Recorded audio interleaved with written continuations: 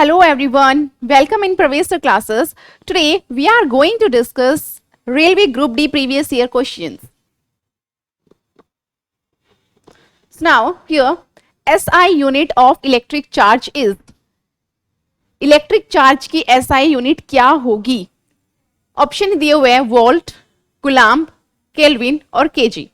One by one हम सभी के बारे में डिस्कस कर लेते हैं, राइट? अगर हम बात करें वोल्ट की, तो वोल्ट जो है वो SI यूनिट है इलेक्ट्रिक पोटेंशियल की. इलेक्ट्रिक पोटेंशियल की SI यूनिट है वोल्ट. कुलाम्ब जो है वो SI यूनिट है इलेक्ट्रिक चार्ज की, राइट? केल्विन जो है वो SI यूनिट है टेम्परेचर की. टेम्परेचर की वैसे और भी यूनिट्स है, for example Celsius, kelvin, Fahrenheit. So जितने भी आप डिग्रीज में मेजर करते हो, केल्विन में, सेल्सियस में और फ़ारेनहाइट में, वो टेम्परेचर मेजर करते हो, राइट? नेक्स्ट केजी यूनिट है मास और वेट की. आप मास और वेट मेजर करते हो, वो किस में मेजर करोगे? आप केजी में मेजर करोगे. तो यहाँ पे क्या बोला है कि SI unit of electric charge is, यानी इनमें से जो इलेक्ट्रिक चार्ज की जो SI यूनिट होगी वो क्या होगी? तो what option will be right? B. Coulomb जो है वो इलेक्ट्रिक चार्ज की SI यूनिट होती है. So B is right option here, coulomb. Next है which of the following has no unit, यानी इनमें से किसकी कोई भी यूनिट नहीं होती है. ऑप्शंस में देखते हैं. Number 1 density, relative density, displacement और pressure. If we look one by one, अगर हम डेंसिटी की बात करें, डेंसिटी इज इक्वल टू होता है मास बाय वॉल्यूम, यानी इसकी तो यूनिट होगी, right? Kg per metre cube. Relative density, relative density क्या होता है? Density of a substance, density of substance by density of given substance. यानी आपको पर्टिकुलर दो सब्सटेंस दिए होंगे, एक होगा और एक दिया होगा. जब आप कुछ ऐसा यूज करते हो तो यहां पर आप रिलेटिव डेंसिटी फाइंड आउट करते हो, राइट? या आप रेफरेंस सब्सटेंस भी यहां पे बोल सकते हो. सो रिलेटिव डेंसिटी का, अगर हम डेंसिटी और डेंसिटी को देखें तो सेम ही यूनिट होगी, right? Mass by volume, mass by volume. It means KG per metre cube, KG per metre cube. तो ये क्या हो जाएगी? ये कैंसिल हो जाएगी यहाँ पे. एम बाय वी तो कुछ नहीं बचेगा, जीरो बचेगा, राइट? डिस्प्लेसमेंट, डिस्प्लेसमेंट यानी आप कितना डिस्प्लेस हुए हो अपने प्लेस से, यानी आप कितना चले हो. तो ऑब्वियसली जितना आपने जो डिस्टेंस है वो ट्रेवल किया है, या हम बात करें shortest distance travel by any body is known as displacement. तो यहां पर तो आपको जरूरत पड़ेगी डिस्टेंस की मीटर में, किलोमीटर में. तो इसकी यूनिट तो होगी, क्या होगी? मीटर होगी या फिर किलोमीटर होगी. नेक्स्ट है प्रेशर. प्रेशर क्या होता है? प्रेशर इज इक्वल्स टू होता है force by area, right? Force by area. Pressure की भी यूनिट होती है पास्कल, राइट? पास्कल, या फिर आप इसको बोल सकते हो न्यूटन पर मीटर स्क्वायर. यह आपकी यूनिट होती है किसकी? प्रेशर की. सो बेसिकली अगर हम यहाँ पे देखें तो डेंसिटी की भी यूनिट है, डिस्प्लेसमेंट की भी यूनिट है और प्रेशर की भी यूनिट है. अब किसकी यूनिट नहीं है तो वो कौन सा होगा? That is relative density. So relative density has no unit. So now here B option is right. Next, which device is use to see the sun. इनमें से कौन सी डिवाइस है जो सूरज को देखने में मदद करती है? ऑप्शन में दिया हुआ है. Number 1 stroboscope, then telescope, helioscope and sun meter. If we discuss here one by one, first one is stroboscope. Stroboscope को अगर हम देखें, stroboscope जो है वो किस लिए यूज किया जाता है? Stroboscope जो यूज किया जाता है that is analyzing moving objects, analyzing moving objects in periodic motion, right? इसको हम यूज करते हैं जो भी पीरियडिक मोशन में जो ऑब्जेक्ट्स होंगे उसको एनालाइज करने के लिए. टेलीस्कोप जो है, टेलीस्कोप तो वर्ड आपने बहुत बार सुना होगा. सेलेस्टियल बॉडीज को देखने के लिए हम यूज करते हैं क्या? टेलीस्कोप। नेक्स्ट है हेलियोस्कोप। हेलियोस्कोप जो है वो एक ऐसा डिवाइस होता है जिसकी हेल्प से हम सन को देख सकते हैं, राइट।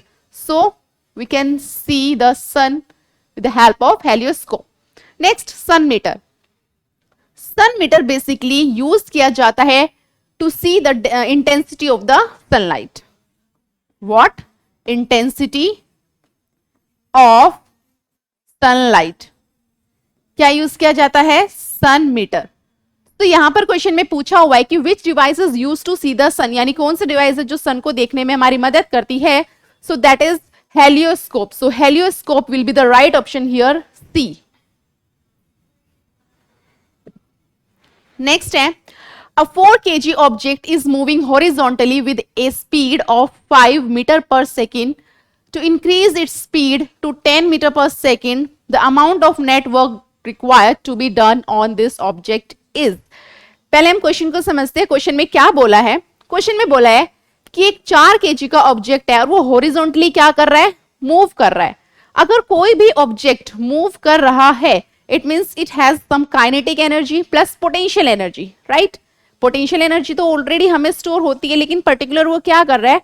वो मूव भी कर रही है body, it means it has some kinetic energy also, right.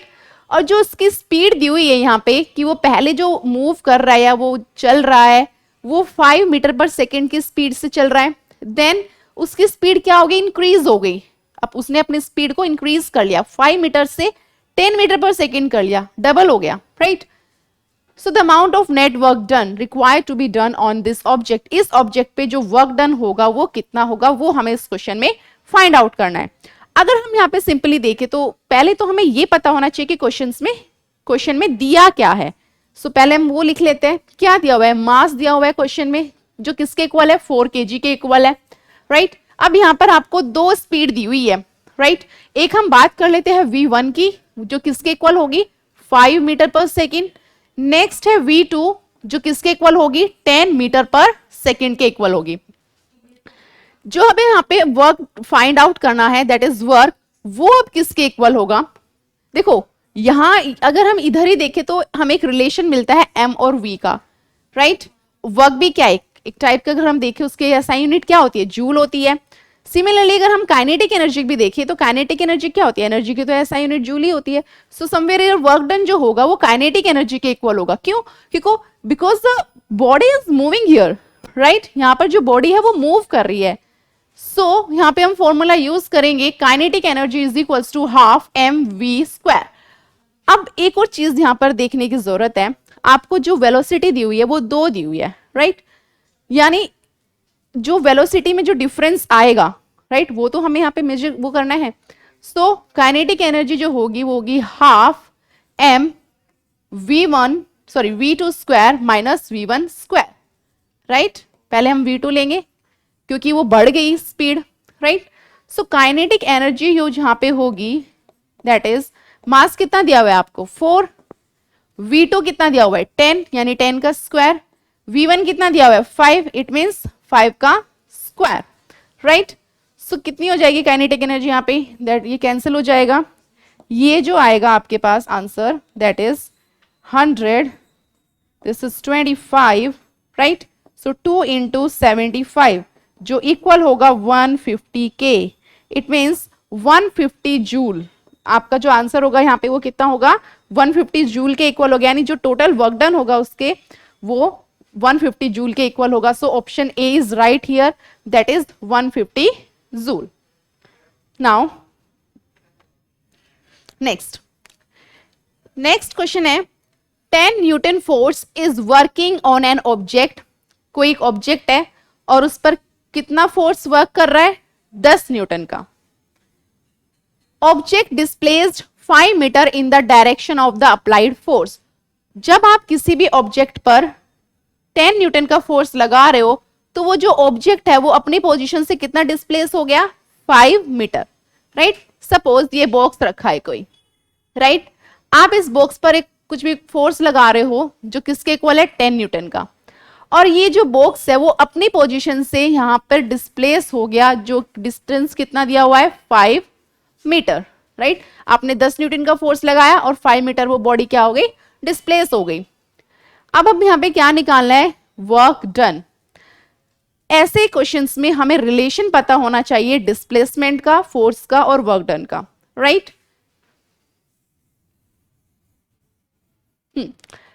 तो हमारे पास यहां पे रिलेशन है, work done is equal to force into displacement. Work done is equals to force into displacement, ये हमारे पास यहाँ पे एक रिलेशन है। और देखा जाए तो इस फॉर्मूला, ये जो फॉर्मूला है ये यहाँ पे फॉलो भी हो रहा है, राइट। हमें वर्क डन निकालना है, फोर्स दिया हुआ है और डिस्प्लेसमेंट दिया हुआ है। तो फोर्स कितना दिया हुआ है, दैट इज 10 न्यूटन, डिस्प्लेस कितनी हुई है बॉडी 5। तो देखो अब एक चीज यहाँ पे थोड़ा देखने की जरूरत है, ये तो हमारे पास आ गया 50 न्यूटन, राइट। अब यहां पर जो आंसर दिया हुआ है वो +50 भी दिया हुआ है और -50 भी दिया हुआ है। तो +50 और -50 का लॉजिकली जो यहाँ पे रीजन होगा वो क्या होगा, सपोज अगर आप किसी बॉडी में, जो किसी भी बॉडी पर जब आप फोर्स लगा रहे हो, अगर वो इस डायरेक्शन में लगा रहे हो और बॉडी भी उसी डायरेक्शन में क्या हो रही है, डिस्प्लेस हो रही है, तो क्या होगा, यहां पर जो वर्क डन होगा वो क्या होगा, पॉजिटिव होगा। लेकिन अगर आप इस डायरेक्शन में फोर्स लगा रहे हो और वो इस डायरेक्शन में कोई भी बॉडी मूव कर रही है, यानी उधर से भी उसको कुछ फोर्स लग रहा है और वो फोर्स क्या लग रहा है, आपसे ज्यादा लग रहा है, तभी वो आपके अपोजिट डायरेक्शन में डिस्प्लेस हो गई। तो यहां पर जो वर्क डन होगा वो कितना होगा, वो माइनस में होगा, राइट। सो प्लस का और माइनस का यहाँ पे बहुत ध्यान देने की जरूरत है। तो यहाँ पर जो हमारा आंसर होगा that is equal to 50 newton, वो 50 न्यूटन के इक्वल होगा। So now here A option will be right, 50 newton. Next, if the displacement of an object is 0, अगर किसी भी ऑब्जेक्ट का जो डिस्प्लेसमेंट है वो 0 कर दिया, then work done by the applied force is, तो वर्क डन कितना होगा अगर आप उस पर फोर्स लगाते हो कुछ। यहां पर मैं सीधा से एक एग्जांपल लेती हूं, एक दीवार का, राइट। ये क्या है, एक दीवार है। अब आप इस दीवार पर क्या लगा रहे हो, आप इस दीवार पर फोर्स लगा रहे हो, आप इस दीवार पर धक्का लगा रहे हो कि दीवार इधर से उधर हिले। अब आप फोर्स तो लगा रहे हो, पर लॉजिकली अगर देखा जाए क्या ऐसा पॉसिबल है कि आप दीवार पे धक्का लगा रहे हो, दीवार खिसके, बिल्कुल भी नहीं, वो डिस्प्लेस ही नहीं होगी, है ना, क्योंकि उसके लिए आपको बहुत ज्यादा फोर्स लगाना पड़ेगा। लेकिन अगर एक कॉमन मैन, एक बच्चा अगर दीवार के ऊपर फोर्स लगा रहा है तो वो अपने प्लेस से क्या नहीं होगा, डिस्प्लेस नहीं होगा, यानी कोई काम नहीं हो रहा है, जो उसका जो काम है वो वेस्ट जा रहा है। बोलते हैं ना कि बेफालतू में या वेस्ट, ही आप अपनी अपनी एनर्जी वेस्ट कर रहे हो। तो एनर्जी वेस्ट करने से कोई फायदा नहीं है, क्योंकि काम जो आपको चाहिए, आपको इस दीवार को खिसकाना है, वो तो खिसक ही नहीं रही, राइट। तो वर्क डन ऑब्वियसली कुछ भी नहीं है वर्क डन, तो वर्क डन क्या होगा, 0 होगा। ये तो हमने देखा क्या, एक लॉजिकली सोच के हमने देखा। लेकिन अगर इसी को ही अगर हम फॉर्मूले के अकॉर्डिंग देखें, अभी मैंने आपको एक रिलेशन बताया कि वो जो वर्क डन होता है that is equals to force into displacement, वो इक्वल होता है किसके, फोर्स इनटू डिस्प्लेसमेंट के। अब सपोज आपने यहाँ पे कुछ फोर्स लगाया, लेकिन आपकी जो आप जिस बॉडी पर फोर्स लगा रहे हो वो तो डिस्प्लेस नहीं हो रही है ना, तो वो डिस्प्लेस नहीं हो रही, तो डिस्प्लेसमेंट कितना हुआ, तो 0 हुआ। तो यहाँ पर जो वर्क डन होगा वो भी किसके इक्वल होगा, F को 0 से मल्टीप्लाई करोगे that is equals to 0। So work done भी क्या होगा, यहाँ पे 0 के इक्वल होगा। इट मीन्स अगर कोई भी बॉडी डिस्प्लेस नहीं होती है एक प्लेस से दूसरे प्लेस पर, तो वर्क डन क्या होगा, 0 होगा, राइट। तो हमने इसको लॉजिकली भी समझा और फॉर्मूले के अकॉर्डिंग भी समझा। तो आंसर जो यहां पर होगा that will be equal to 0। Option number D is right here. Next है, particles have a greater kinetic energy. पहले तो हमें यह समझना है कि काइनेटिक एनर्जी क्या होती है। अभी हमने जस्ट बात करी काइनेटिक एनर्जी की। काइनेटिक एनर्जी क्या होती है, kinetic energy is equals to half mv²। यानी जब कोई भी बॉडी मूव कर रही है तो कुछ किसी स्पीड से, कुछ वेलोसिटी से, और उसका कुछ मास होगा, उससे मूव कर रही है वो, तो it means it has some kinetic energy, उसकी क्या होगी, एक कोई काइनेटिक एनर्जी होगी। और सपोज अगर मैं बोल रही हूं कि एक पर्सन है, राइट, वो बहुत तेज दौड़ रहा है, एक पर्सन है वो धीरे दौड़ रहा है, राइट। तो अगर मैं इन दोनों चीजों के बारे में अगर मैं कंपेयर करूं जैसे कि अगर मैं बोलती हूँ एक बच्चा है जो बहुत तेज दौड़ रहा है, it means it has more energy, उसके पास ज्यादा एनर्जी है। अगर मैं ये बोल रही हूँ कि एक बच्चा है जो बहुत कम स्पीड से दौड़ रहा है या धीरे धीरे दौड़ रहा है, इट मीन्स उसकी कम एनर्जी है, राइट। सो मैंने यहां पर किसकी बात करी, एनर्जी की बात करी। जो ज्यादा दौड़ रहा है उसके पास ज्यादा एनर्जी है, जो कम दौड़ रहा है उसके पास कम एनर्जी है। सिमिलरली अगर हम अभी यहाँ पे इस क्वेश्चन में देखें तो क्या पूछा है कि particles have a greater kinetic energy, यानी ऑप्शंस में हमें देख के बताना है कि किसके क्या होगी, काइनेटिक एनर्जी ज्यादा होगी। मैंने अभी आपको यहाँ पे काइनेटिक एनर्जी के बारे में बता दिया, राइट। लिक्विड, प्लाज्मा, सॉलिड और गैस, एक एक के बारे में डिस्कस कर लेते हैं। अगर हम 3 स्टेट्स ऑफ मैटर के बारे में देखें जो हमने छोटी क्लासेस में पढ़े हुए हैं, उनके मॉलिक्यूल्स का देखें, राइट। पहले हम बात कर लेते हैं सॉलिड की, then liquid, then gas, right. पहले अगर हम बात करते हैं सॉलिड की, सॉलिड में क्या होता है, जो मॉलिक्यूल्स होते हैं वो क्लोजली पैक्ड होते हैं। Here the molecules are closely packed to each other, right. Molecules क्या होते हैं, एक दूसरे के बहुत क्लोज होते हैं। इनके अंदर जो इंटरमॉलिक्यूलर स्पेसेस होता है वो बहुत कम होता है, कुछ इस तरीके से होते हैं इनके मॉलिक्यूल्स, राइट। लिक्विड में थोड़ा फ्री फ्री होंगे, कुछ ऐसे इस तरीके से दिखेंगे आपको, यानी लाइटली फ्री होते हैं, क्लोजली पैक्ड नहीं होते। ये जो पार्टिकल्स होंगे वो किसके होंगे, लिक्विड के होंगे। लेकिन अगर हम बात करें गैस की, इसके जो पार्टिकल्स होते हैं वो फ्रीली मूव करते हैं, राइट। इसके जो पार्टिकल्स होते हैं गैस के वो क्या करते हैं, फ्रीली मूव करते हैं। तो अगर अभी हम यहाँ पे इन तीनों को ही कंपेयर कर ले, अब ज्यादा जो सुविधा रहेगी यानी ज्यादा कंफर्टेबली जो पार्टिकल्स मूव कर पाएंगे वो कौन से पार्टिकल्स मूव कर पाएंगे, सॉलिड, लिक्विड और गैस। अगर हम बात करें सॉलिड की, ये एक दूसरे के बहुत ज्यादा क्लोज है तो घिचपिच मची रही है ना, बहुत क्राउडेड होगा तो क्राउडेड में ऐसे अगर क्राउड प्लेस है तो निकलना बहुत मुश्किल होता है, या फिर भागना या फिर धक्का मुक्की होती है, तो इतना फ्रीली हम वहां पर फील नहीं कर पाते हैं। तो सिमिलरली ये जो पार्टिकल्स है वो फ्रीली मूव नहीं कर पाएंगे। अगर हम लिक्विड की बात करें तो इसमें भी वो मूव तो करेंगे, राइट। ये इधर जाएगा, ये इधर जाएगा, इधर जाएगा, लेकिन कितना डिस्टेंस, वो शॉर्ट डिस्टेंस ये कवर कर पाएंगे। मूव करने के लिए इन्हें ज्यादा डिस्टेंस नहीं मिलेगा क्योंकि पार्टिकल्स वो है वह कि ज्यादा नजदीक नहीं है पर नजदीक है, राइट। अगर हम यहाँ पर बात करें गैस की, अब जो गैस के जो पार्टिकल्स होते हैं वो बहुत एक दूसरे से दूर होते हैं और ये फ्रीली क्या कर रहे हैं, मूव करते हैं, फ्रीली मूव कर पाते हैं इधर उधर, है ना, जहां इनकी मर्जी वहां जाते हैं। अब एक इसमें सॉलिड की बात कर ली हमने, लिक्विड की बात कर ली, गैस की बात कर ली, बचा इसमें क्या, प्लाज्मा। अगर हम प्लाज्मा की बात करें, प्लाज्मा भी क्या होता है, लिक्विड ही होता है, राइट। प्लाज्मा भी क्या होता है, लिक्विड ही होता है क्या है प्लाज्मा, प्लाज्मा ब्लड कंपोनेंट है आपके ब्लड का, प्लाज्मा, राइट। सो जिसमें वाटर की कंसंट्रेशंस होती है, राइट। तो ये भी क्या होता है, लिक्विड ही होता है।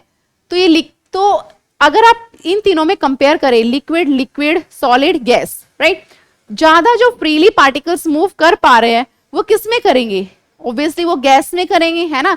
ज्यादा काइनेटिक एनर्जी किसकी होगी, गैस की होगी, क्योंकि इसमें जो पार्टिकल्स जो मूव करेंगे वो फ्रीली किस में कर सकेंगे, गैस में कर सकेंगे। इसलिए हम कहेंगे कि द मोर काइनेटिक एनर्जी, तो ज्यादा जो काइनेटिक एनर्जी होगी वो किसकी होगी, वो होगी गैस की, क्योंकि इसमें जो पार्टिकल्स है वो फ्रीली मूव कर सकेंगे। So the right option will be here option number D, that is gas. Next है, an object of 20 kg is raised through a height of 2 metre. एक ऑब्जेक्ट है 20 kg का and it is raised through a height of 2 metre, और 2 metre की height पर ऊंचा उठता है। What will be the work done by the force of gravity on the object? तो वर्क डन क्या होगा of gravity on the object. पहले हम देखते हैं कि क्वेश्चन में हमें क्या दिया हुआ है। क्वेश्चन में हमें बोला है कि N object of 20 kg is raised, यानी कोई एक ऑब्जेक्ट है जिसका जो मास है वो कितनी केजी है, 20 kg है, राइट। ऑब्जेक्ट का मास कितना है, 20 kg। कितनी हाइट अटेन करता है वो, हाइट जो अटेन करता है दैट इज 2 मीटर, राइट। और in the presence of gravity, अगर हम in the presence of gravity की बात करें, यानी जो एक्सेलरेशन ड्यू टू ग्रेविटी होता है जी, स्मॉल जी से हम इसको कंपेयर करते हैं, और जो स्मॉल जी की जो वैल्यू होती है वो कितनी होती है, हम कितनी लेते हैं 10 मीटर पर सेकेंड स्क्वायर, ये हम कंसिडर करते हैं, राइट। अभी जो हमारे पास यहाँ पे जो रिलेशन आ रहा है वो किसके, क्या क्या हमें मिला, हमें m मिला, g मिला, h मिला। अब ये mgh होता क्या है, mgh होता है पोटेंशियल एनर्जी, राइट। mgh क्या होता है, पोटेंशियल एनर्जी, यानी पोटेंशियल एनर्जी जो किसके इक्वल होगी, mgh, और इसी एनर्जी को हम किसके इक्वल कर सकते हैं, वर्क डन के, यानी यहां पर जो हमारा वर्क डन होगा वो किसके इक्वल होगा, पोटेंशियल एनर्जी के इक्वल होगा, जिसका फॉर्मूला होता है mgh, और जिसमें हमें यहाँ पे वैल्यूज भी दी हुई है m की, g की तो ऑलरेडी हमें पता है, right, 10 metre per second square, और h की वैल्यू भी दी हुई है। तो इसी फॉर्मूले से हम यहाँ पे फाइंड आउट कर लेते हैं वर्क डन। सो करते हैं। सो यहाँ पे जो वर्क डन होगा वो किसके इक्वल होगा, that will be equal to mgh। Mass कितना दिया हुआ है 20 kg, g 10 and height is 2. So what will be the right answer here, 400 joule, right? Answer होगा 400 joule is right option here, B is right, that is 400 joule. Okay, next, the momentum of a body is 50 kg meter per second and the velocity is 5 meter per second. What is the mass of that body? Question में क्या बोला है, एक body है जिसका momentum कितना दिया हुआ है 50 kg metre per second. So momentum जो होता है that is p is equals to m into V. It means p को जो हम यहाँ पे डिनोट करते हैं वो करते हैं मोमेंटम, यानी मोमेंटम जो डिनोट किया जाता है वो p से किया जाता है, जो किसके इक्वल होता है, मास इंटू वेलोसिटी के, right.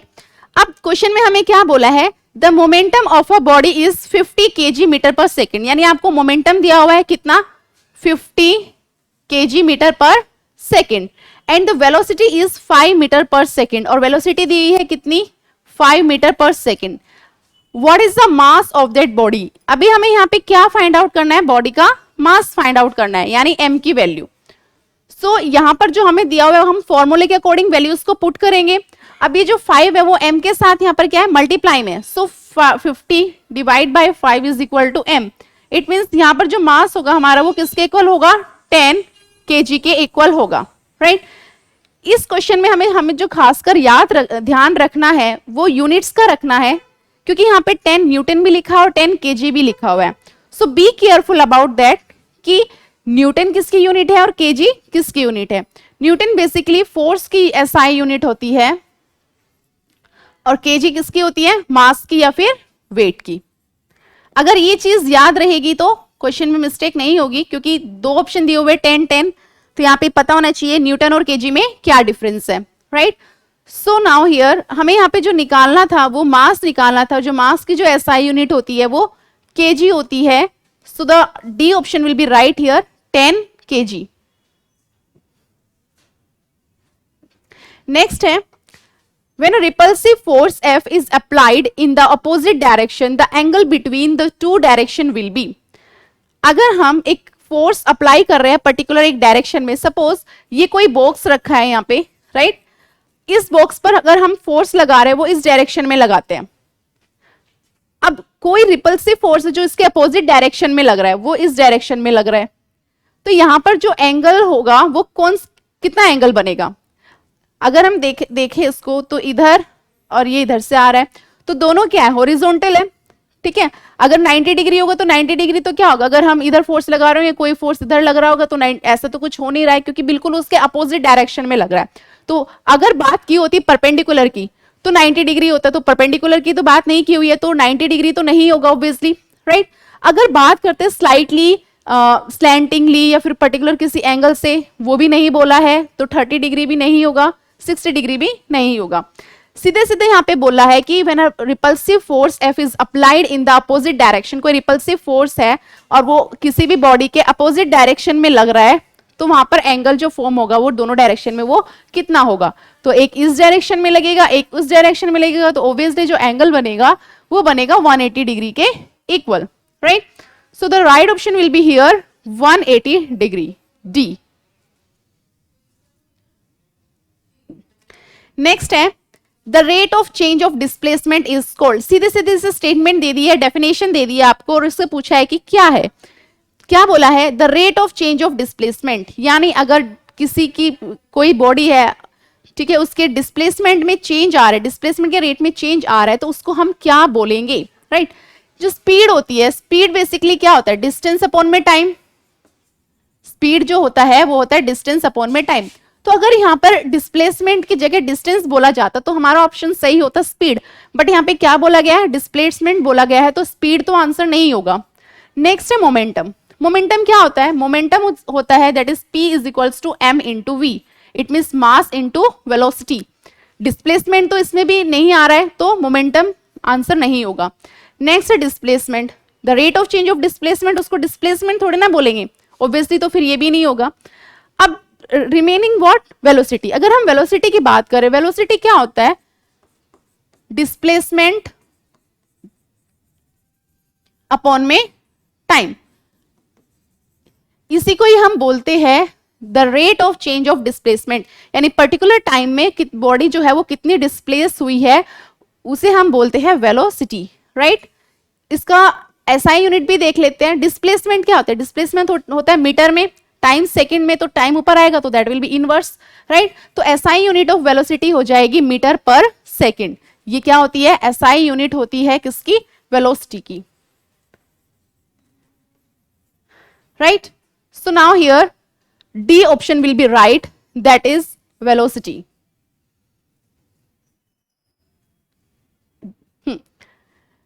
Retardation means an object operates from. Retardation का मतलब क्या होता है, जब कोई ऑब्जेक्ट ऑपरेट करता है कहां से, उसकी फिक्स्ड वेलोसिटी होती है, डिक्रीजिंग वेलोसिटी होती है, इंक्रीजिंग वेलोसिटी होती है, या यूनिफॉर्म वेलोसिटी होती है। वेलोसिटी के बारे में मैंने अभी डिस्कस किया। वेलोसिटी क्या होता है, वेलोसिटी जो होता है that is equals to displacement upon में टाइम, यानी रेट पर जितना भी पर्टिकुलर टाइम में जो बॉडी है वो डिस्प्लेस करेगी that is equal to the velocity. सुनाओ, अभी यहां पर बात करी है रिटार्डेशन की, तो सबसे पहले तो हमें यहां पे ये पता होना चाहिए कि रिटार्डेशन क्या होता है। आपने सुना होगा एक्सेलरेशन,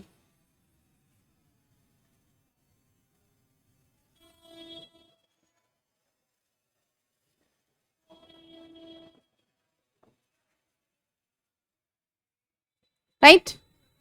एक्सेलरेशन, एक्सेलरेशन हमने सुना है v minus U by T, the rate of change of velocity, right. यानी जितना भी वेलोसिटी में चेंज आया अपॉन में टाइम वो एक्सेलरेशन के इक्वल होता है। अब जो रिटार्डेशन होता है वो अपोजिट होता है किसके, रिटार्डेशन के, यानी रिटार्डेशन जो होगा वो अपोजिट होगा किसके, एक्सेलरेशन के। अगर ये पॉजिटिव में है तो ये किस में होगा, ऑब्वियसली नेगेटिव में होगी। एक तो बॉडी है जो एक्सेलरेट कर रही है, एक बॉडी जो है वो रिटार्ड कर रही है, यानी यहां पर जो इस रिटार्डेशन को हम बोल सकते हैं, क्या बोल सकते हैं, नेगेटिव एक्सेलरेशन भी बोल सकते हैं। रिटार्डेशन किसके इक्वल होता है, नेगेटिव एक्सेलरेशन के इक्वल होता है, राइट। सुनाओ, अभी हमने यहां पे क्या देखा कि रिटार्डेशन का मतलब होता है नेगेटिव एक्सेलरेशन। तो अगर कोई भी चीज पॉजिटिव से नेगेटिव में जा रही है तो क्या वो बढ़ेगी, ऑब्वियसली तो वो बढ़ेगी नहीं, राइट। तो इंक्रीज तो नहीं होगी। फिक्स्ड वेलोसिटी होगी, फिक्स्ड भी नहीं होगी, क्योंकि यहां पर डिफरेंस हो गया, बिल्कुल अपोजिट हो गया, रिटार्ड हो रही है बॉडी, राइट। सो फिक्स्ड भी नहीं रहेगी। यूनिफॉर्म यानी सेम रहेगी, जी नहीं। अगर कोई भी चीज पहले पॉजिटिव में है फिर बाद में वो नेगेटिव में होगी तो वो सेम तो ऑब्वियसली नहीं हो सकती, तो ये ऑप्शन भी नहीं होगा। सो यहाँ पर जो ऑप्शन बचा है that is decreasing velocity. Yes, अगर कोई भी चीज पहले बढ़ रही है और वो फिर घट रही है तो क्या हो रहा है, डिक्रीज हो रहा है, डिक्रीमेंट हो रहा है, तो वेलोसिटी का क्या होगा, डिक्रीमेंट होगा। जैसे मैंने अभी आपको बताया कि जो एक्सेलरेशन होता है that is equal to v minus U by T. तो हम यहाँ पे किसको कंसिडर करेंगे, इसमें वेलोसिटी को ही कंसिडर करेंगे, और जो वेलोसिटी होगी यहाँ पर वो डिक्रीज होगी, क्योंकि जो एक्सेलरेशन होता है वो रिटार्डेशन का अपोजिट होता है, इट मींस नेगेटिव एक्सेलरेशन होता है। So the right option will be here, decreasing velocity will be the right option B.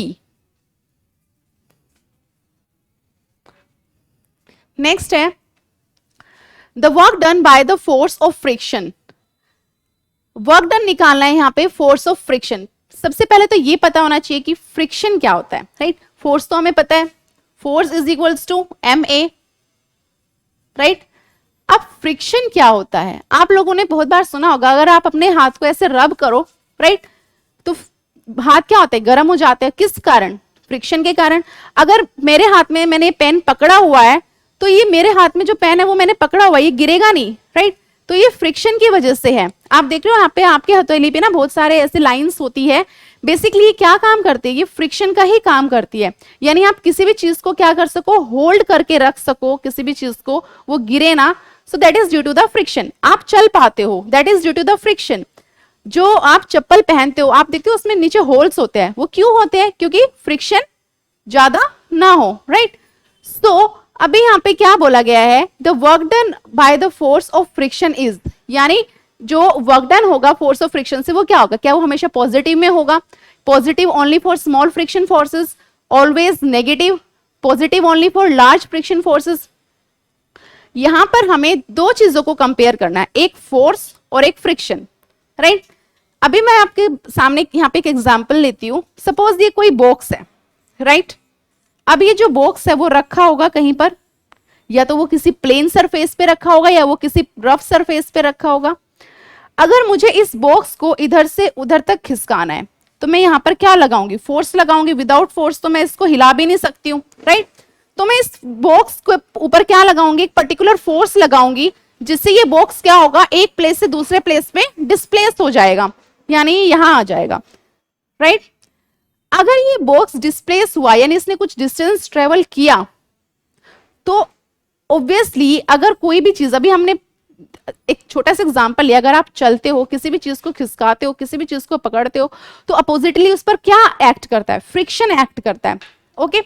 सो इस पर एक फ्रिक्शन एक्ट करेगा यहां पर, जो कैसे करेगा, ऑब्वियसली इसके अपोजिट में करेगा, है ना। सो अगर फोर्स की डायरेक्शन ये होगी और जो फ्रिक्शन है वो इधर काम करेगा। अभी जो हम यहाँ पे रिलेशन देख रहे हैं वो किस किस के बीच में देख रहे हैं, फोर्स और फ्रिक्शन के बीच में रिलेशन देख रहे हैं। अगर आप इस डायरेक्शन में फोर्स लगाते हो और फ्रिक्शन किस डायरेक्शन में होगा, इस डायरेक्शन में लगेगा। फ्रिक्शन जो होता है वो हमेशा फोर्स के अपोजिट डायरेक्शन में लगता है।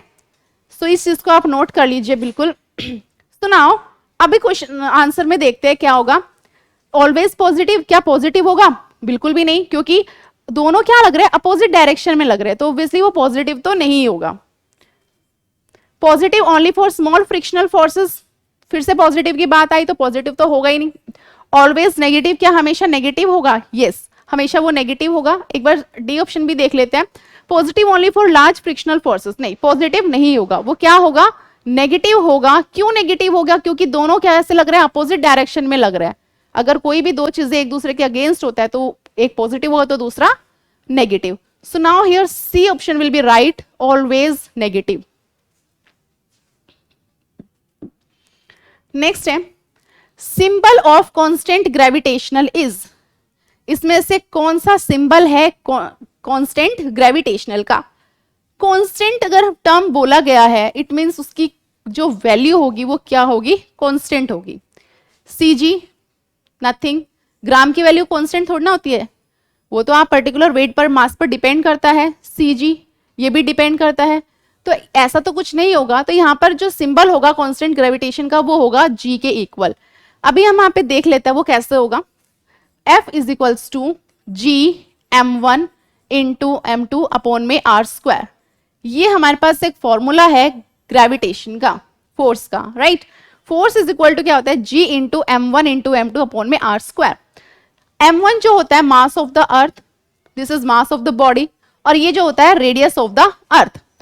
अब यहां पर ये चीजें तो ऑब्वियसली कांस्टेंट होगी नहीं, राइट, ये तो कांस्टेंट नहीं होगी। अब जो यहाँ पे कांस्टेंट होगा वो क्या होगा, ग्रेविटेशनल कांस्टेंट, यानी जी की जो वैल्यू होती है इसमें वो कांस्टेंट होती है, और वो किसके इक्वल होती है, that will be equal to 6.67 into 10 की power -11 Newton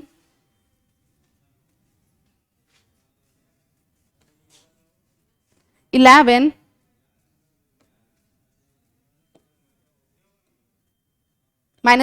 Newton metre square per kg square, right. ये वैल्यू जो है जी की ये कांस्टेंट होती है, राइट। आप इसको याद कर लीजिए, क्योंकि कांस्टेंट वैल्यू भी पूछी जाती है। सो यहां पर जो ऑप्शन होगा that will be B is right, जी। Next, astronauts feel weight inside the spacecraft. जो एस्ट्रोनॉट्स होते हैं वो इनसाइड द स्पेसक्राफ्ट वेट कैसे फील करेंगे? मोर, ज्यादा फील करेंगे as compare to earth, less या कम फील करेंगे, जीरो, और डिपेंड्स ऑन जी फोर्स, या फिर जी फोर्स पर डिपेंड करेगा। अगर हम बात करें ग्रेविटी की, ग्रेविटी क्या होता है? अब ऑब्वियसली अगर मैं यहां पर खड़ी हूं तो अर्थ पर मैं कुछ फोर्स लगा रही हूं। अगर मैं कुछ फोर्स लगा रही हूं तो मेरा पर्टिकुलर कोई वेट होगा। बोलते हैं ना कि धरती पे बोझ है ना, इट मीन्स हम बोझ ही तो है, हमें वेट है। हम अर्थ की जो सरफेस पर क्या लगा रहे हैं? वेट लगा रहे हैं, कुछ फोर्स लगा रहे हैं। तो पर्टिकुलर हम अपने वेट को महसूस कर सकते हैं। जब हम बहुत हल्के होते हैं तो हम बहुत लाइट फील करते हैं। जो इंसान मोटे है उनसे पूछ करके देखो आप कैसा फील करते हो, वो कहेंगे बहुत भारी भारी लगता है ना, इस तरीके से। तो हमें अपना वेट क्या हो जाता है? फील हो जाता है जब हम अर्थ पर होते हैं, राइट। फॉर एग्जाम्पल, आप मोटा आदमी बहुत धीरे दौड़ पाता है, पतला आदमी बहुत तेज तेज दौड़ पाता है, तो वो अपना वेट फील कर सकता है। सिंपल सी बात है। अब जो यहाँ पर बात की जा रही है वो स्पेसक्राफ्ट की बात की जा रही है। अब अगर आप स्पेसक्राफ्ट पर जाओगे तो आप कैसा फील करोगे अपने वेट में? अब तक सपोज आप नहीं गए हो तो आप नहीं बता सकते हो कि आप कैसा फील करोगे, लेकिन जो गए हैं वो बता सकते हैं। लेकिन हमारे पास यहाँ पर क्या है? एक लॉजिक भी होना चाहिए, पर्टिकुलर एक रीजन भी होना चाहिए। एज अगर हम साइंस से इसको कंपेयर करें, क्या होता है, हम इसमें बात करेंगे ग्रेविटी की। किसकी बात करते हैं? ग्रेविटी। जहां पर ग्रेविटी होगी आप अपना वेट वहां पर फील कर सकते हो, ठीक है, फील वेट। और सपोज जहां पर ग्रेविटी नहीं है वहां पर आप अपना वेट फील नहीं कर सकते हो। सेम लॉजिक किसके साथ है? स्पेसक्राफ्ट्स के साथ है। स्पेस में क्या होता है? वहां पर ग्रेविटी नहीं होती है तो आप अपना वहां पर वेट फील कर ही नहीं सकते हो। ऐसा वहां पर होता ही नहीं है कि आप ज्यादा फील करोगे, कम फील करोगे, या आप बहुत, या वो डिपेंड करेगा किसी उस पर नहीं, जी की वैल्यू पर तो डिपेंड करेगा नहीं क्योंकि वो तो कांस्टेंट होती है। यहां पर वो डिपेंड करेगा किस पर? ग्रेविटी पर, राइट। सो आप कैसा फील करोगे? वहां पर जीरो फील करोगे, यानी आपको अपना वेट वहां पे फील ही नहीं होगा। आप उड़ते उड़ते नजर आओगे, आप ऐसे कहोगे कि हमें तो वेट है ही नहीं, बिल्कुल हम तो जीरो है, right. So C option will be right here, that is zero. Okay, now next, a ball is thrown vertically upward at a velocity of 20 meter per second. What will be the perimeter of displacement after 3 seconds? G की value दी हुई है 10 metre per second square, ठीक है। एक ball है जो vertically फेंकी जाती है अपवर्ड, ऊपर की तरफ फेंकी जाती है at a velocity of 20 metre per second. और कितनी वेलोसिटी से? 20 मीटर पर सेकेंड की वेलोसिटी से। What will be the perimeter of displacement after 3 second? यानी कितना पेरीमीटर होगा डिस्प्लेसमेंट का कितने सेकंड बाद? 3 सेकंड बाद। अब देखो, अगर हम इसमें यूज करें सेकंड लॉ ऑफ मोशन,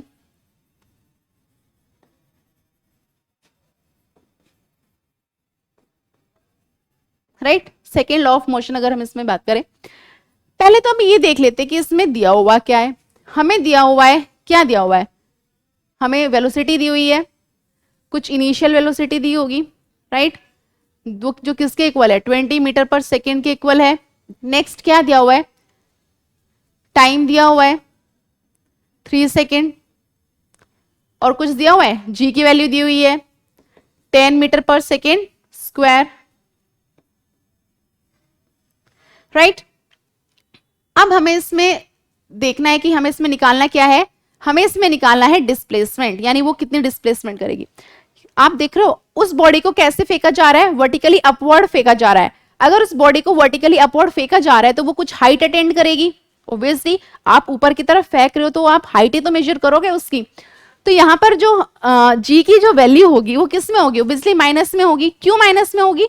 क्योंकि आप उसको ग्रेविटी के अगेंस्ट फेंक रहे हो उस बॉल को। तो यहाँ पर जो जी की वैल्यू होगी वो किसके इक्वल होगी? वो माइनस में होगी, यानी एक्सेलरेशन जो होगा वहां पे वो इक्वल होगा माइनस जी के। अब सेकेंड लॉ ऑफ मोशन क्या कहता है? सेकेंड लॉ ऑफ मोशन कहता है H is equals to U T plus half G T square, ये बोलता है। लेकिन जी की वैल्यू क्या है? वो तो माइनस में है, तो ऑब्वियसली ये प्लस हट के यहाँ पे क्या आ जाएगा, माइनस आ जाएगा। अब इस फॉर्मूले की हेल्प से हम क्या कर सकते हैं, हाइट निकाल सकते हैं। इट मींस कि उस पर्टिकुलर ऑब्जेक्ट ने कितनी हाइट अटेन करी। सो निकालते हैं अभी।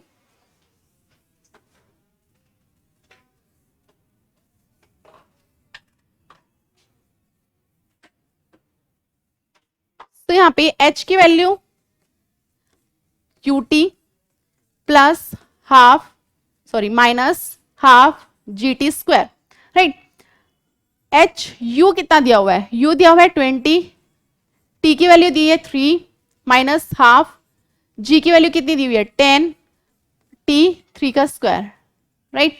सो now here 2 3 just 60 minus half, this is equal to what, 3 3 is 9, 90. So you will get here 45. 60 minus 45.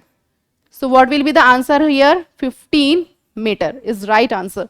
यानी वो जो पर्टिकुलर बॉल है वो कितनी हाइट अटेन करेगी, 15 मीटर हाइट अटेन करेगी।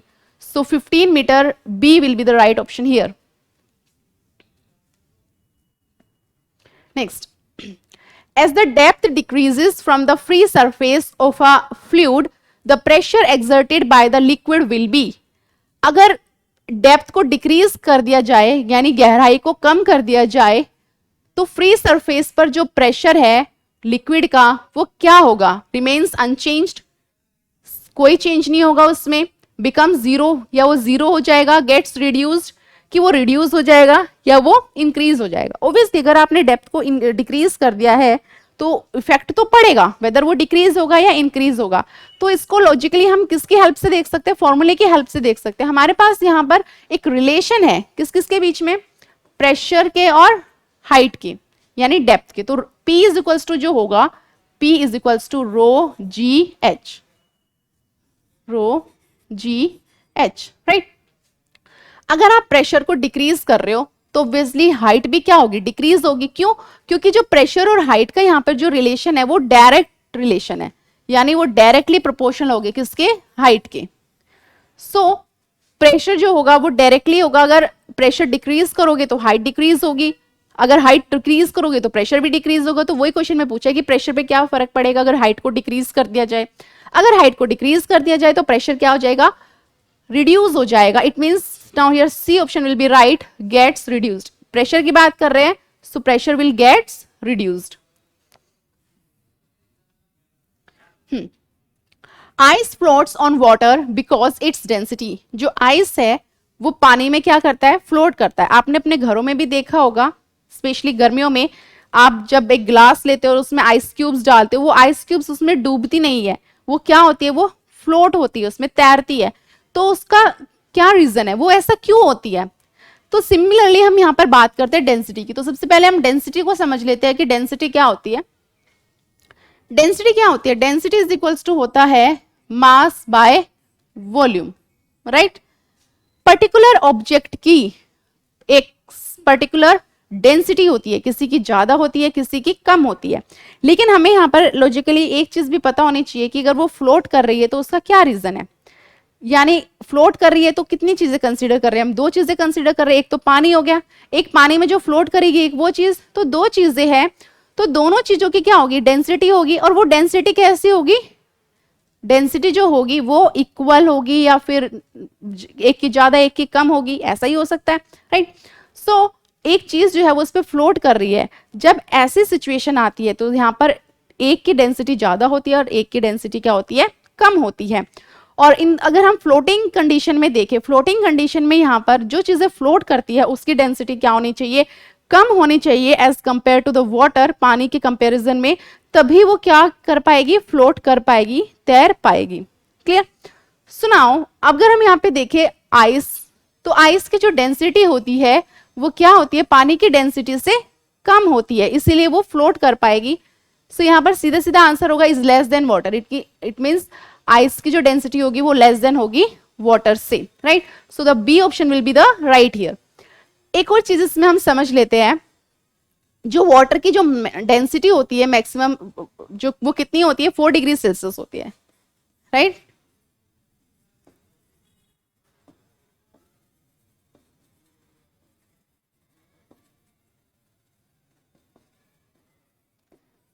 इसकी जो मैक्सिमम डेंसिटी होगी ना वाटर की, वो कितनी डिग्री सेल्सियस पे होगी?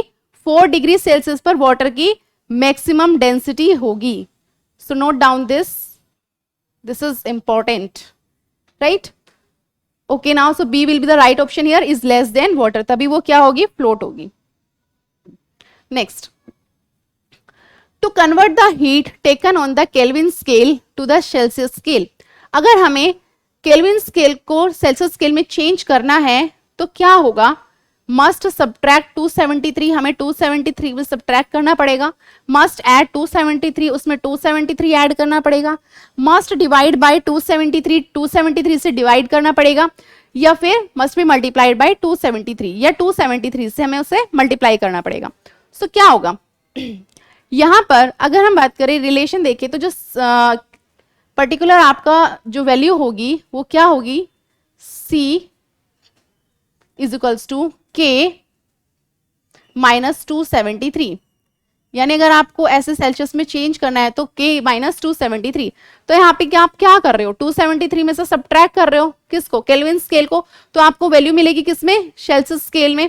So the now here must subtract 273 will be the right option. A option right होगा, जिसमें आपको सब्ट्रैक्ट करोगे 273 को.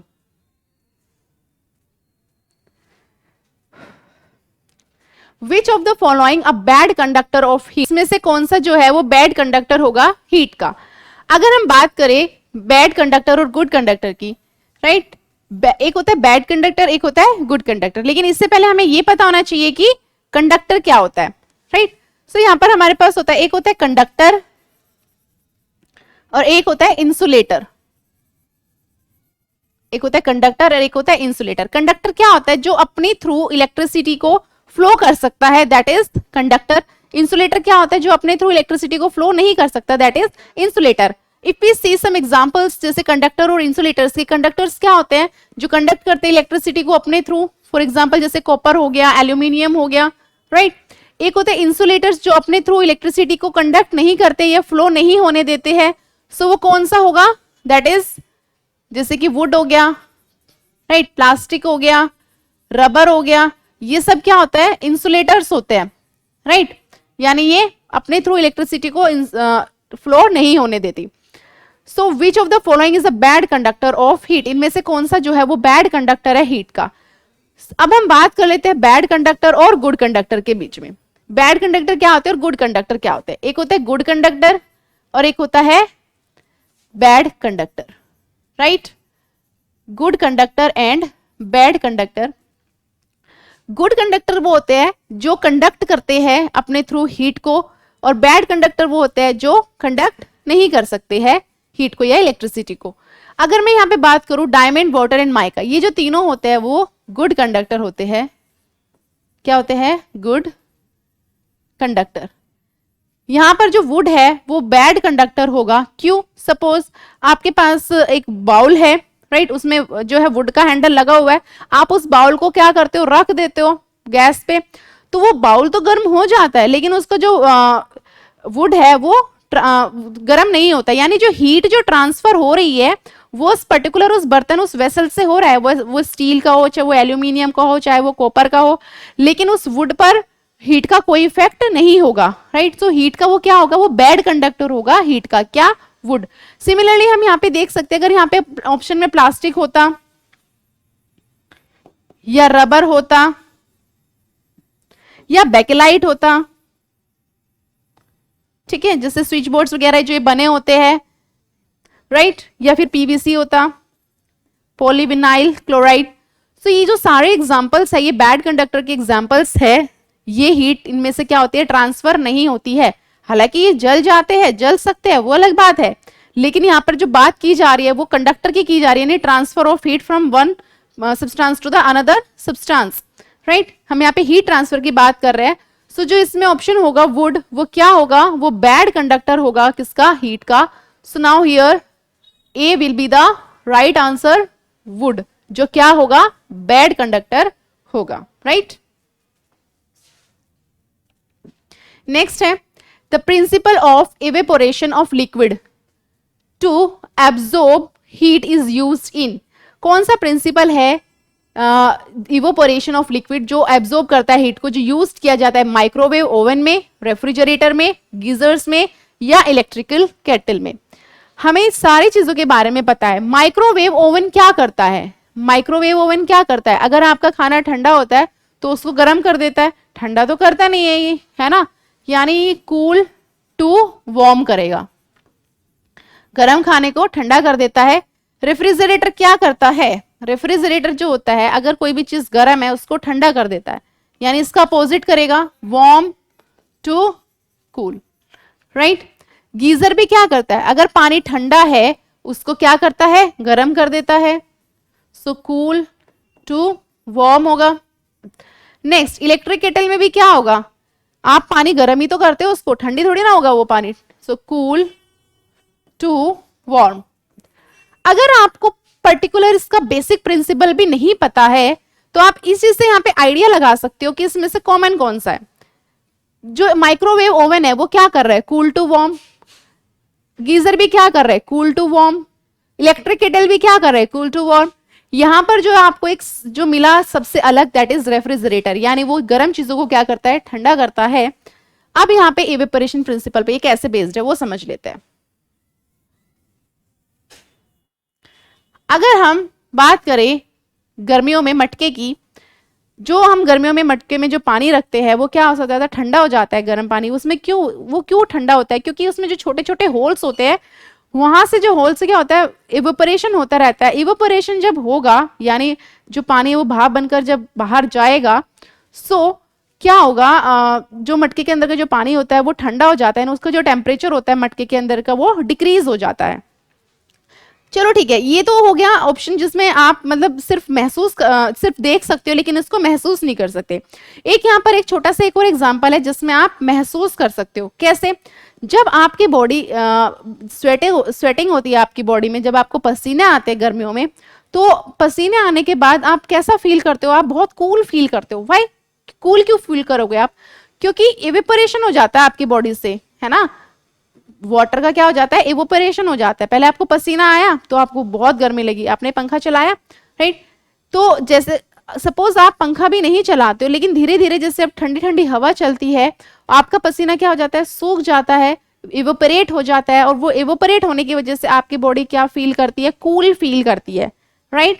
सो जो यहाँ पे जो पहले आपकी बॉडी कैसी थी? वार्म थी, फिर वो आपने इवोपरेशन हुआ तो कूल फील किया। तो यहाँ पे वार्म टू कूल क्या हो रहा है? रेफ्रिजरेटर ही तो काम कर रहा है।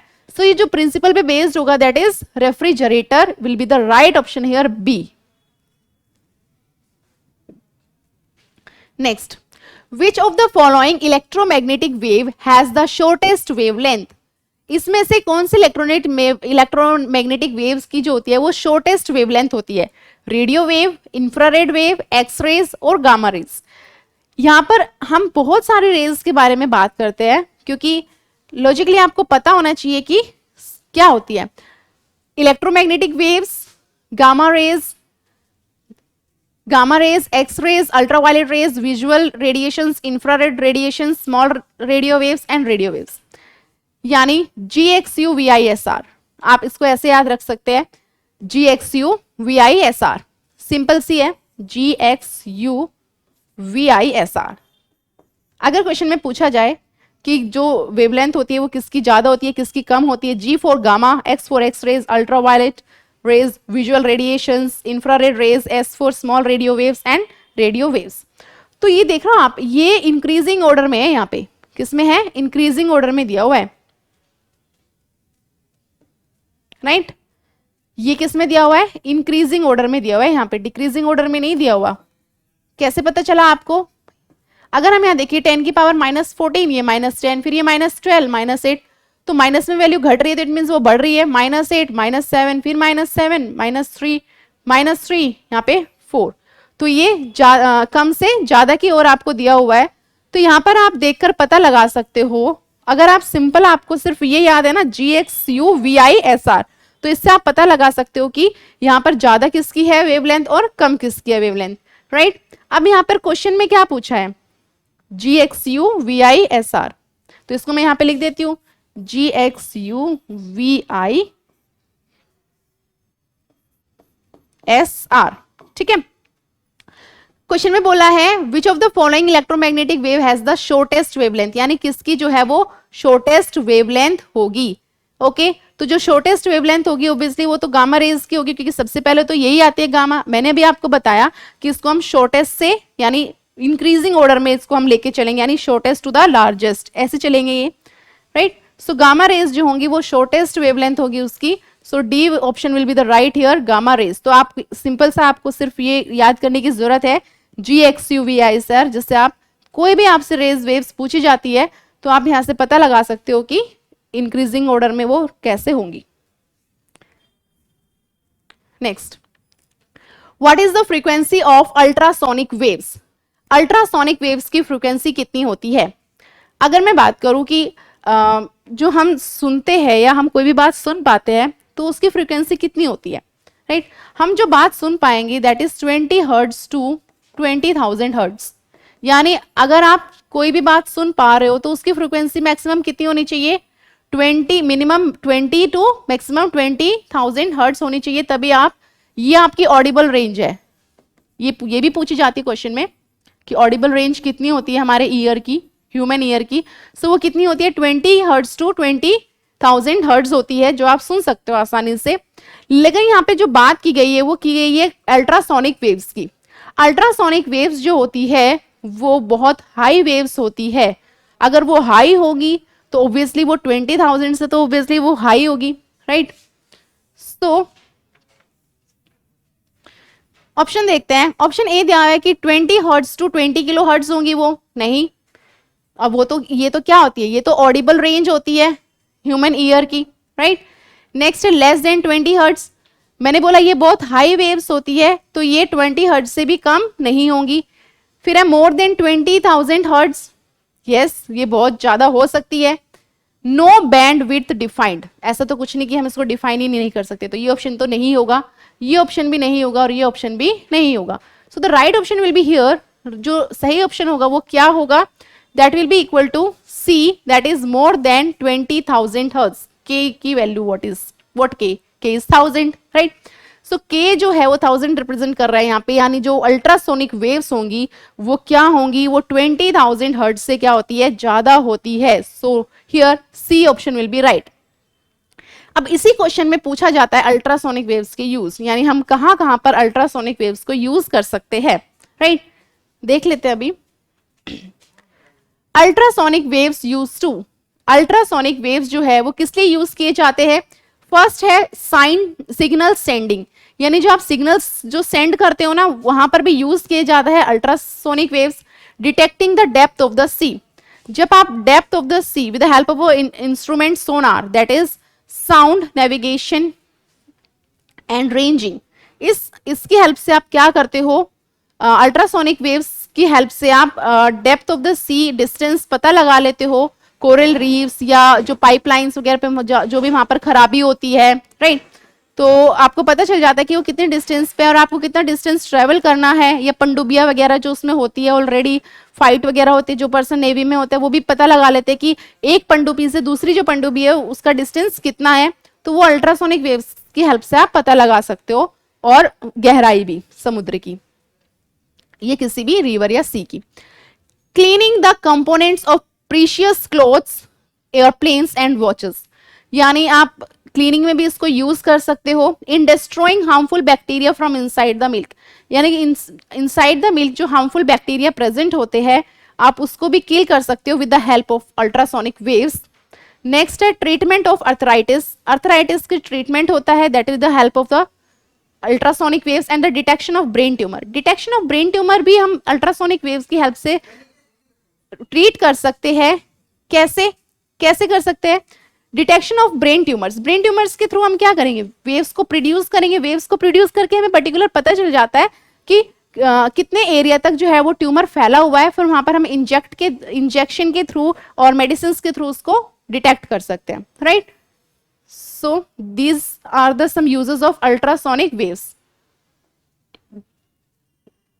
Next, what are the roofs and walls of the auditorium covered to reduce echo, इनमें से कौन से जो roofs और walls होते हैं जो ऑडिटोरियम में जो कवर करके रखते हैं और इको को रिड्यूस करते हैं।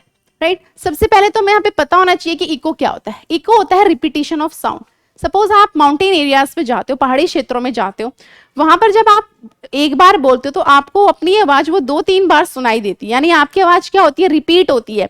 तो इस रिपीटिशन ऑफ साउंड के ये एक फिनोमिनन है। क्या है ये? फिनोमिनन है। और इसी फिनोमिनन को आप क्या बोलते हो? इको बोलते हो, राइट। इको में बेसिकली क्या होता है? रिफ्लेक्शन होता है किसका? साउंड वेव्स का, जिससे आपको क्या होती है, जो साउंड्स होती है वो डबल ट्रिपल सुनाई देती है। तो ये तो हो गया इको, राइट। अब यहाँ पर बोला है कि ऑडिटोरियम में जो है, जो उसकी जो रूफ्स होती है और वॉल्स होती है, वो किससे कवर होती है? अब अगर आप ऑडिटोरियम में गए होंगे तो आपको पता होगा, वहां पर आप बोलते हो तो वहां पर आपकी साउंड क्या होती है? रिपीट नहीं होती है। होनी चाहिए ना, क्योंकि वो पूरा खाली होता है। तो वो ऐसी नहीं होती है। तो उसमें क्या होता है वो हमें यहाँ पे बताना है इस क्वेश्चन में। वो मेटल की बनी होती है, फाइबर बोर्ड की, रबर की, या प्लास्टिक की। अगर मैं यहाँ पे बात करूं साउंड वेव्स की, साउंड वेव्स जो ट्रेवल करती है वो ज्यादा किस में करेगी? सॉलिड में। जितना ज्यादा डेंस सॉलिड होगा उतनी ज्यादा साउंड की वेव्स उसमें ट्रेवल करेगी। अगर हम बात करें यहाँ पे, इन कंपेयर करें इन सब चीजों को, एक हमारे पास मेटल, दूसरा फाइबर बोर्ड, रबर और प्लास्टिक। सबसे पहले मेटल होता है जो ज्यादा डेंस होता है, उसके बाद क्या होता है? प्लास्टिक होता है, उसके बाद रबर होता है। यानी ये चीजें जो होती है वो डेंस होती है। नंबर 1 पे ये होगा, 2 पे ये होगा, 3 पे ये होगा। अब जो फाइबर बोर्ड होता है वो बहुत हल्का होता है, उसमें जो साउंड वेव्स होती है वो इजीली ट्रेवल नहीं कर सकती है, राइट। सो यहां पर जो हम यूज करेंगे वो फाइबर बोर्ड करेंगे। क्यों करेंगे? क्योंकि जो साउंड वेव्स होंगे वो उसमें ट्रेवल नहीं होगी। अगर साउंड वेव्स ट्रेवल नहीं होगी तो रिफ्लेक्शन नहीं होगा, रिफ्लेक्शन नहीं होगा तो इको प्रोड्यूस नहीं होगी, यानी रिपीटेशन ऑफ साउंड नहीं होगी। So the right option will be here B, that is fibre board. Next, the deviation angle is the lowest, यानी जो डेविएशन एंगल होगा वो कम होगा किसमें? वो पर्पल कलर, येलो, ब्लू और रेड। एक व्हाइट लाइट जो है वो 7 कलर्स प्रोड्यूस करती है, राइट। व्हाइट लाइट क्या करती है? 7 कलर्स को प्रोड्यूस करती है। 7 कलर्स को वो किस फॉर्म में प्रोड्यूस करेगी? 7 कलर्स को वो प्रोड्यूस करती है विबग्योर की फॉर्म में। Violet, indigo, blue, green, yellow, orange, red. अब आप यहां पे देख रहे हो सबसे नीचे क्या है? लोवेस्ट क्या है? रेड है। तो ऑब्वियसली जो डेविएशन एंगल होगा लोवेस्ट का वो किसका होगा? रेड का होगा। So the red option will be the right here. Similarly हम यहाँ पे एक और बात कर लेते हैं। क्वेश्चन में पूछा जाता है, वेवलेंथ भी पूछा जाता है कि किसकी वेवलेंथ ज्यादा होगी, किसकी वेवलेंथ कम होगी। तो जो डेविएशन एंगल होता है वो इनवर्स होता है किसके? वेवलेंथ के। यानी अगर ये लोवेस्ट, अगर डेविएशन एंगल लोवेस्ट है तो इसकी जो वेवलेंथ होगी वो कितनी होगी? लॉन्गेस्ट होगी, लॉन्गेस्ट वेवलेंथ। और एक व्हाइट लाइट 7 कलर्स प्रोड्यूस करती है, इसको हम क्या बोलते हैं? Dispersion of light. और ये स्पेक्ट्रम बनाती है 7 कलर्स का, तो उसे हम बोलते हैं स्पेक्ट्रम, राइट। जब ये 7 कलर्स का ऐसे एक पट्टी बना लेती है, बैंड बना लेती है, इसी को हम बोलते हैं स्पेक्ट्रम। और एक व्हाइट लाइट जब डिस्पर्स हो जाती है 7 कलर्स में, उसको हम बोलते हैं डिस्पर्जन ऑफ लाइट, राइट। जिसमें जो शॉर्टेस्ट वेवलेंथ होती है वो वायलेट की होती है और लॉन्गेस्ट वेवलेंथ होती है वो रेड की होती है। इसलिए जो ट्रैफिक लाइट्स होती है या एम्बुलेंस पे जो लिखा होता है वो रेड कलर का इसी वजह से लिखा होता है, जिससे आपको दूर से ही दिख जाए, पता चल जाए, क्योंकि उसकी जो वेवलेंथ होती है वो कैसी होती है? लॉन्गेस्ट होती है। So the right option will be here D, that is red.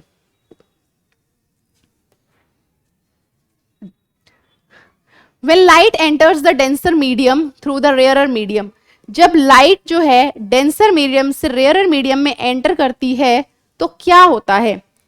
It's speed decrease first then increase. इसकी स्पीड जो पहले डिक्रीज होगी फिर इंक्रीज होगी। इट्स स्पीड इंक्रीज, क्या उसकी स्पीड इंक्रीज हो जाएगी? इट्स स्पीड डिक्रीज, क्या उसकी स्पीड डिक्रीज हो जाएगी? Its speed remains the same, या उसकी स्पीड सेम रहेगी। यहां पर जो फिनोमिनन है दैट इज रिफ्रैक्शन। रिफ्रैक्शन में क्या होता है? रिफ्रैक्शन में 2 मीडियम हम कंसीडर करते हैं। एक मीडियम कंसीडर करते हैं रेयरर और एक करते हैं डेंसर, राइट। एक होता है हमारे पास यहां पे रेयरर मीडियम, जिसको हम एयर कंसीडर करते हैं। एक होता है डेंसर मीडियम,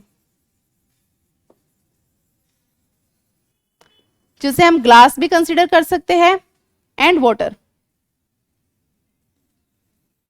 ग्लास और water, right. Rare medium is air and denser medium is glass and water.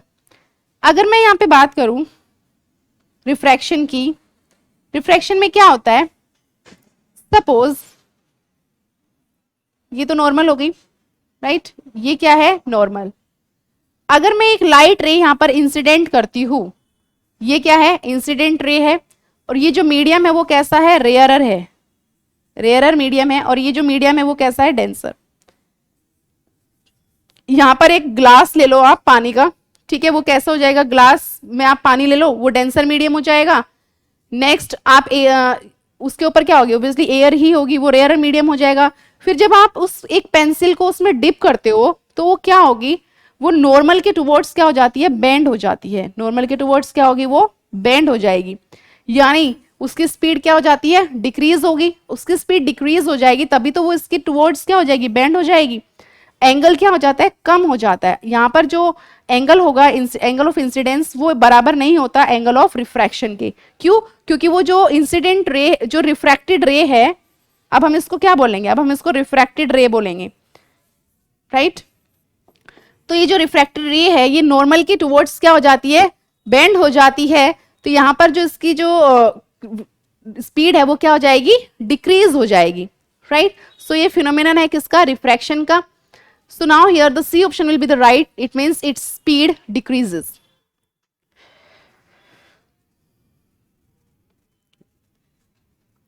The radius of curvature of a concave mirror is 30 centimeter.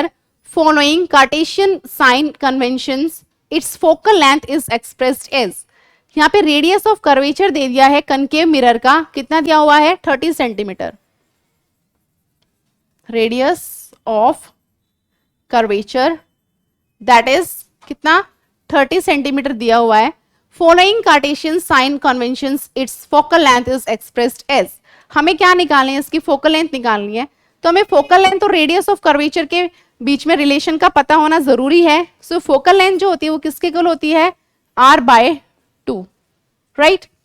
अब ये चीज हमें यहाँ पे देखना है कि जो आंसर दिया हुआ है वो प्लस में भी दिया हुआ है और माइनस में भी दिया है। अब ये हम कैसे डिसाइड करें कि जो आंसर होगा वो प्लस में होगा कि माइनस में होगा। ये चीज जो डिसाइड करता है दैट इज कनकेव और कन्वेक्स।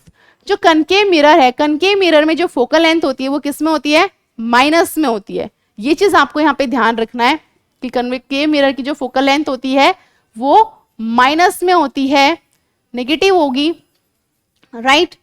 सो यहां पर जो आंसर होगा वो भी किस में आएगा, ऑब्वियसली नेगेटिव में आएगा। अब यहाँ पे रेडियस ऑफ कर्वेचर दी हुई है that is 30 and this is 2, so what we will get here, 15 metre, right. Focal length जो 15 सेंटीमीटर, क्योंकि सेंटीमीटर में वैल्यू दी हुई है।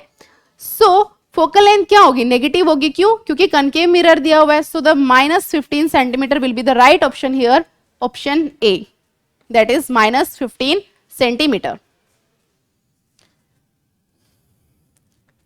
नेक्स्ट है, a lens has the power of +2 dioptre.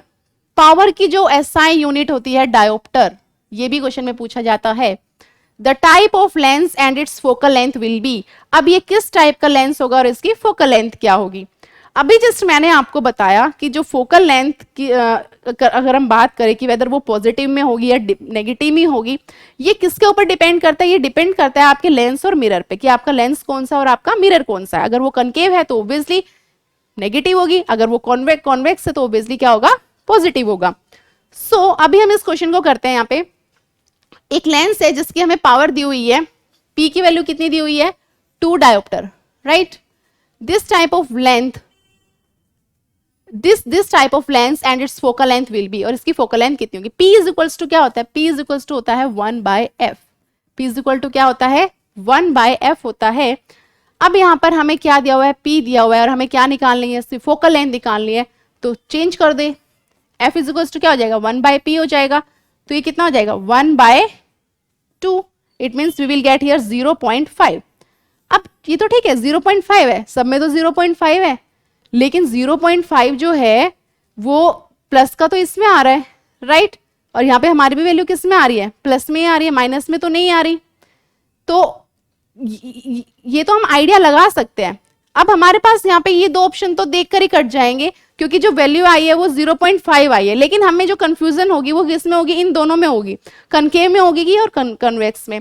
तो ये चीज हमें यहाँ पे ध्यान रखनी है कि कनकेव में क्या होता है, नेगेटिव होती है फोकल लेंथ, और कॉन्वेक्स में क्या होती है, पॉजिटिव होती है। अगर हमें ये चीज पता है तो हमें यहाँ पे कंफ्यूजन नहीं होगी और ऑप्शन डी इज राइट होगा, that is convex and 0.5 metre, क्योंकि जिसमें जो फोकल लेंथ होती है वो पॉजिटिव में होती है, and the D option will be right here. Next है, how much work is done in moving the charge of 5 coulomb across 2 points with a potential difference of 13 volt। Question में बोला है कि कितना वर्क डन होगा अगर particular कोई भी एक मूविंग चार्ज है, और कितने चार्ज है उसका, 5 कूलम्ब चार्ज है, और पोटेंशियल डिफरेंस कितना है, 13 वोल्ट। जब हमें ऐसा क्वेश्चन दिया होता है तो सबसे पहले हम ये देख लेते हैं कि उसमें हमें दिया क्या है और हमें फाइंड आउट क्या करना है। अगर हमें इतनी स्टेटमेंट पता चल जाती है तभी हम वहां पे क्या कर सकते हैं, फॉर्मूला को पहचान सकते हैं, फॉर्मूला को आइडेंटिफाई कर सकते हैं कि इसमें कौन सा फॉर्मूला हमें यूज करना है, राइट। तो सबसे पहले हम देख लेते हैं, हमें यहाँ पे क्या दिया हुआ है, चार्ज दिया हुआ है। क्या दिया हुआ है, चार्ज, जो कितना दिया हुआ है, 5 कूलम्ब, राइट। अभी हमें यहाँ पे वोल्टेज भी दी हुई है, कितनी, 13 वोल्ट। निकालना क्या है, that is how much work done, यानी हमें वर्क डन निकालना है यहाँ पे। अब एक हो गया W, एक हो गया Q और एक हो गया V। ये 3 टर्म आपको यहाँ पे दिए गए। इन 3 टर्म के बीच में क्या रिलेशन है, क्या होता है, V इज इक्वल्स टू होता है W by Q, right. V is equals to क्या होता है, W by Q। So V is equals to W by Q होगा। अभी हमें यहाँ पे फाइंड आउट क्या करना है, W करना है, तो W इज इक्वल्स टू क्या हो जाएगा, V इंटू Q। आपको V भी दिया हुआ है, Q भी दिया हुआ है, V कितना दिया हुआ है, 13, और ये 5 दिया हुआ है, सो 13 5 65। सो आपके पास यहाँ पे जो वर्क डन होगा वो किसके इक्वल होगा, 65 जूल के इक्वल होगा, that is D option will be right here, 65 joule. Okay, next, 2 identical resistors of 10 ohm are connected in parallel. This combination is connected with third resistor of 10 ohm in series. The equivalent resistance of the combination will be equal to। Question में क्या बोला है, question में कहा गया है कि 2 identical resistors है, कितने ओम के, 10 ओम के, आर कनेक्टेड इन पैरेलल। तो पहले तो इन दोनों रेजिस्टर्स को हम किस में कनेक्ट कर लेते हैं, पैरेलल में कनेक्ट कर लेते हैं।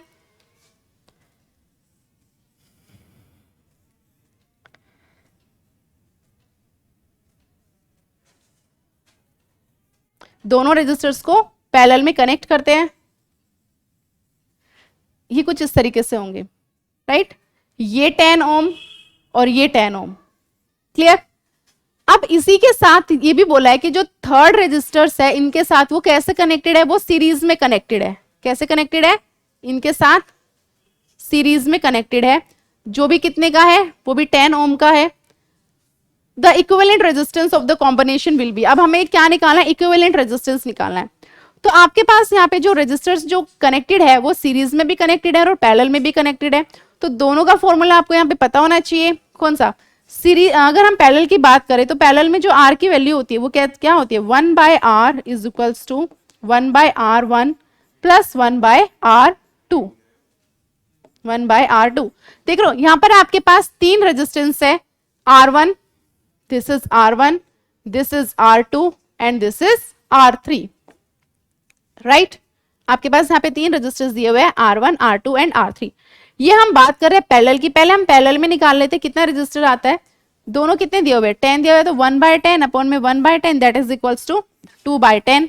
It means you will get here 1/5। इट मींस पैरेलल में आपके पास जो रेजिस्टेंस आया वो कितना आया, 5 ओम आया, क्लियर। ये आ गया पैरेलल में। अब ये तो होगी बात पैरेलल की। अब ये पैरेलल से ही क्या है, इसमें सीरीज में कनेक्टेड है, तो ऑब्वियसली जब हम इसको जब सॉल्व कर लेंगे तो ये दोनों एक दूसरे के क्या आ जाएंगे, सीरीज में आ जाएंगे।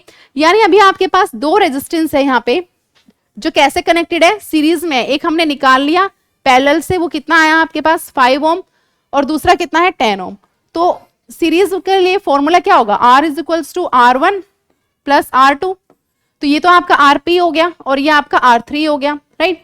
सो RP आपके पास कितना है यहाँ पे, 5 ओम, और ये कितना था, ये 10 है। तो ये जो होगा वो किसके इक्वल होगा, 15 ओम के इक्वल होगा, right. So the what option will be the right here? 15 ohm. C option will be right. Next है metal is use to make the filament of light bulb. Metal जो होते हैं वो यूज किए जाते हैं लाइट के फिलामेंट बनाने के लिए बल्ब का. वो कौन सा मेटल होता है? नाइक्रोम, कॉपर, निकल और टंगस्टन. नाइक्रोम तो नहीं होता है, कॉपर भी नहीं होता है, कॉपर क्योंकि वायर होती है. निकल भी नहीं होता है. जो टंगस्टन होता है वो यूज किया जाता है फिलामेंट बनाने के लिए, लाइट बल्ब के लिए. क्यों टंगस्टन को हम क्यों यूज करते हैं? इसके पीछे रीजन है क्योंकि इसका जो होता है वो मेल्टिंग पॉइंट क्या होता है? हाई मेल्टिंग पॉइंट होता है. क्या होता है? हाई मेल्टिंग पॉइंट और high resistance and high resistance.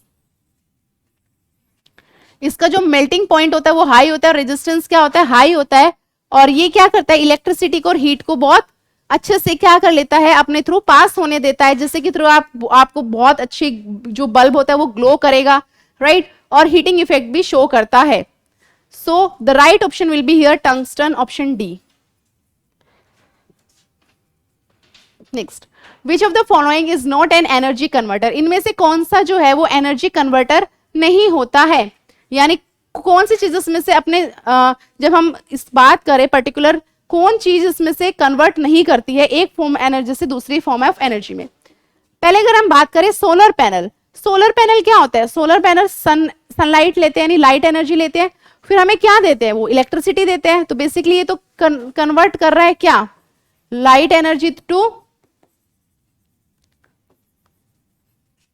Electrical energy.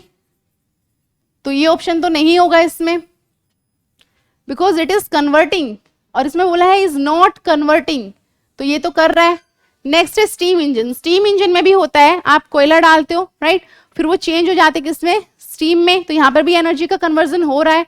Next हम बात करें प्लेन ग्लास. प्लेन ग्लास जो आप अपने घरों में यूज करते हो, हाउस होल्ड प्रोडक्ट्स में आप उसको यूज करते हो, ये ऐसा कुछ इसमें इलेक्ट्रिसिटी कोई एनर्जी कन्वर्जन का इसमें कोई रोल नहीं है. Next electricity. इलेक्ट्रिसिटी भी ऑब्वियसली कन्वर्ट होती है जब आप इलेक्ट्रिसिटी फ्लो कराते हो पर्टिकुलर वायर में. तो उसमें क्या होता है? जो इलेक्ट्रिक एनर्जी होती है वो हीट एनर्जी में कन्वर्ट होती है. अगर आप बल्ब को देखो वो थोड़ी देर बाद क्या हो जाता है? गर्म हो जाता है. यानी एक एनर्जी दूसरे फॉर्म में चेंज हो रही है. तो इसमें भी हो रही है. तो किसमें नहीं हो रही है वो यहाँ पे पूछा हुआ है. तो वो किसमें नहीं हो रही है? प्लेन ग्लास में. So option C will be the right here, that is plain glass. Next, which device convert sound waves into electrical signals. कौन सी डिवाइस जो है वो साउंड वो कन्वर्ट हो रही है साउंड वेव्स से इलेक्ट्रिकल सिग्नल्स में. अगर हम बात करें जैसे मैंने अभी जैसे कोई भी माइक्रोफोन लगाया हुआ है अपने थ्रू, तो उसमें मैं क्या करती हूँ? वो इलेक्ट्रिसिटी से कनेक्टेड होता है. इलेक्ट्रिसिटी से वो कनेक्टेड होता है तो तभी मैं उसको क्या कर सकती हूँ? उसके साउंड को अच्छे से सुन सकती हूँ, राइट. तो वही है कि उसमें इलेक्ट्रिकल सिग्नल्स क्या होते हैं? फ्लो होते हैं. हालांकि लाउड स्पीकर में भी ऐसा होता है, हेडफोन में भी होता है, एम्पलीफायर में भी होता है, लेकिन जो फिनोमिनन है वो डिफरेंट है एज कंपेयर टू इन तीनों से माइक्रोफोन का. माइक्रोफोन में आप क्या करते हो? आप साउंड प्रोड्यूस्ड होती है उसमें, राइट. इन तीनों में आप क्या करते हो? लाउड स्पीकर में भी साउंड प्रोड्यूस्ड होती है, लेकिन वो डायरेक्ट क्या होता है? आप इलेक्ट्रिसिटी से कनेक्ट करोगे उसको और वो साउंड प्रोड्यूस करेगा. हेडफोन में भी क्या होगा? जो आप हेडफोन यूज करते हो उसमें भी आप जरूरी नहीं कि उसमें आप इलेक्ट्रिसिटी यूज करो, बैटरीज का भी होता है. एम्पलीफायर में भी आप साउंड को क्या करते हो? एम्पलीफाई करते हो, साउंड को बढ़ाते हो. तो ये जो तीनों ऑप्शन है वो नहीं इसमें फॉलो हो रहे हैं. तो जो फॉलो हो रहा है that is microphone. So A option will be right here. Which of the following is not correctly matched. इसमें से हमें देखना है कि कौन सा करेक्टली मैच नहीं है. यहाँ पर एक पर्टिकुलर टर्म दिया हुआ और उनकी यूनिट्स दी हुई है. फ्रीक्वेंसी की जो यूनिट होती है वो क्या होती है? हर्ट्ज होती है, राइट. मैग्नेटिक फ्लक्स की जो यूनिट होती है वो टेस्ला नहीं होती है, वेबर होती है. क्या होती है? वेबर होती है मैग्नेटिक फ्लक्स की. तो फिर टेस्ला किसकी यूनिट होती है? टेस्ला जो यूनिट होती है वो होती है मैग्नेटिक फ्लक्स डेंसिटी की,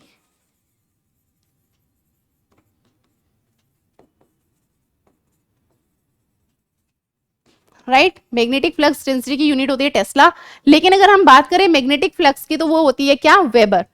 प्रेशर की क्या होती है? पास्कल होगी, ठीक है. इलेक्ट्रिकल कंडक्टेंस की जो होती है वो सीमेंस होती है. अब ये इलेक्ट्रिकल कंडक्टेंस है क्या? इलेक्ट्रिक कंडक्टेंस जो होता है वो अपोजिट होता है रेजिस्टेंस का, राइट.